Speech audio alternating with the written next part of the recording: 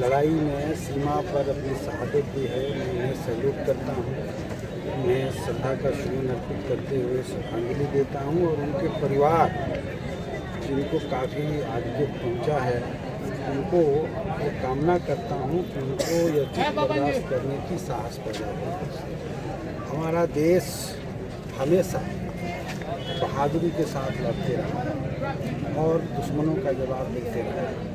ये पहलगांव की घटना देश के लिए एक चुनौती भी था और बहुत दुखद था। बात सही है कि ये राजनीति का समय नहीं है।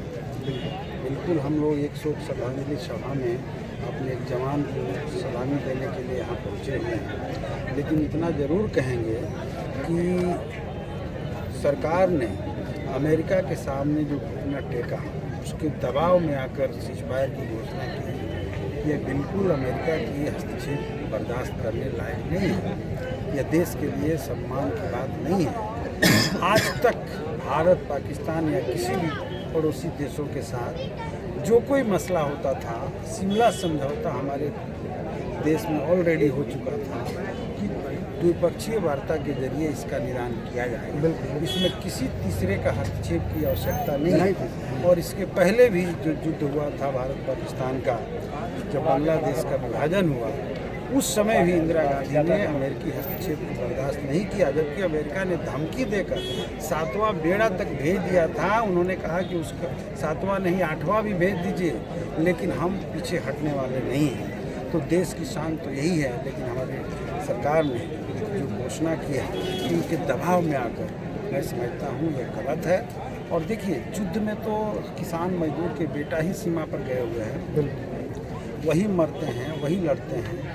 तो पहले तो इस बात की भी जरूर चिंता करनी चाहिए कि हमारे कश्मीर जैसे सेंसिटिव इलाके में अगर सैलानियों की इतनी बड़ी तादाद पहुँच रही है, तो आतंकवादी कैसे इतना लंबा दूरी तय करके घुस रहे हैं, सीमा पर चौकसी हमारी कमज़ोर है या कैसे आ जा रहे हैं। तो ये भी एक बड़ी बात है। और अभी भी शहीद जो लोग हो गए हैं पहलगांव में, उनकी विधवाएँ, पत्नियाँ, वो लोग ये मांग कर रहे हैं कि उन आतंकवादियों का सर हमें चाहिए, जो अभी तक नहीं मिला है।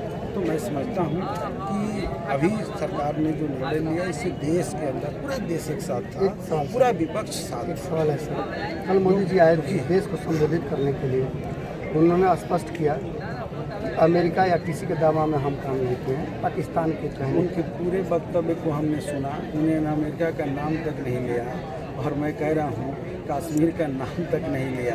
इतना बचा के वक्तव्य दे के निकल गए। मतलब ये माना जाए कि बेगानी शादी में अब्दुल्ला दीवाना हो गया। अगर देश बेगानी शादी में अब्दुल्ला दीवाना, मैं कह रहा हूँ कि देश ये जानना चाह रहा था कि अमेरिका प्रेस कॉन्फ्रेंस करके सीज़फायर की घोषणा करता है। जी। देश ये जानना चाह रहा था कि अमेरिकी ट्रंप ने धमकी, जब ये संबोधित कर रहे हैं देश को, तो उस समय वो जो है व्यापार बंद करने का धमकी दे रहे हैं। तो आप प्रधानमंत्री हैं, आपको ये कहना चाहिए कि जो कुछ कर रहे हैं अमेरिका, हम उनके सामने घुटने नहीं टेके हैं, गलत कर रहे हैं। इसका खंडन उन्होंने क्यों नहीं किया? और इसलिए मैं समझता हूँ कि शिमला समझौता इस मामले में टूटा है, ये देश के लिए ठीक नहीं है। Thank you sir.